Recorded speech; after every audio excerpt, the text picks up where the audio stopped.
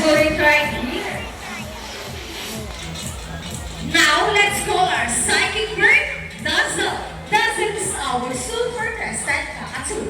Psychic name is Kakatuwa Galerita. Common inhabitants are of woodlands and forest areas along the east coast of Australia.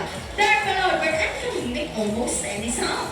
They typically feed on seeds, nuts, fruits such as durian, papaya, and rambutan, and also long corn. Now guys, we think Dazzle the ability to find the Sealion object. Well, if it yes, then say, you can do it, Dazzle! Come on, Dazzle, find the hidden object for us.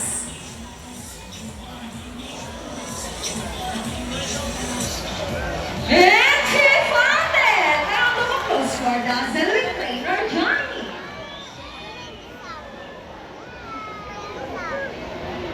Now our next featured birds are just like any fairy couple. Monogamous, meaning they remains or partner for life. Pretty romantic, right?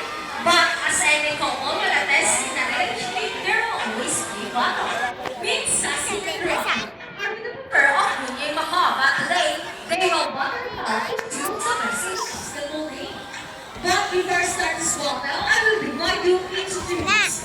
Some of the girls will cheer for sassy. Come on girls, let me hear cheer. Sassy, sassy. Sassy, sassy, And all of the boys. All the boys will cheer for Rocky. Come on boys, let me hear cheer. Rocky, Rocky. Rocky, Rocky. Alright, so birds ready? Trainers ready? Set, go! Here comes Rocky for the first ball. Followed by Sassy. And second ball for Rocky. And for the last ball, and Rocky wins! Trainer Michelle, what can you say about that? You guys lose this time. Hold it, we want another race. Oh, you want another race, Trainer JB? Are you sure about that? Do you want Sassy to lose again?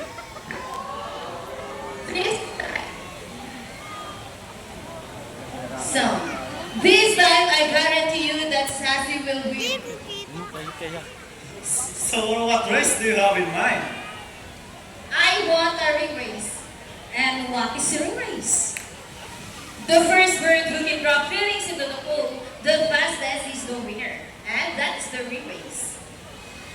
So the ring race, it shall be. Remember guys, boys have already 1 point and girls, come on. Let's use Sassy to win this time. And we will do this again, and this time our ring race. Ready, set, go! Here comes Rocky for the first ring. Okay, what's happening? Sassy picking up that lyrics at the same time. How clever is that? And the winner is Sassy. Leader Jamie, what can you say about that? 3 rings at the same time. Hey, you guys cheated! Oh, he didn't cheat that? No, we didn't cheat. Sassy used her brain. Oh, so it's true that girls are more intelligent than boys? A round of applause for Sassy and Rocky with Trainer Sean and Trainer Jamie.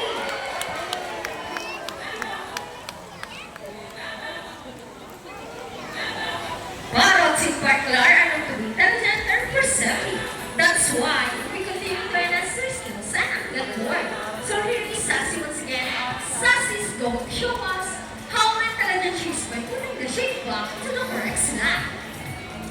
Just like Sassy, bringing us from South America and they're the general giant of the parrot family. It is because they're the second largest next to the hyacinth macaws. They can grow up to an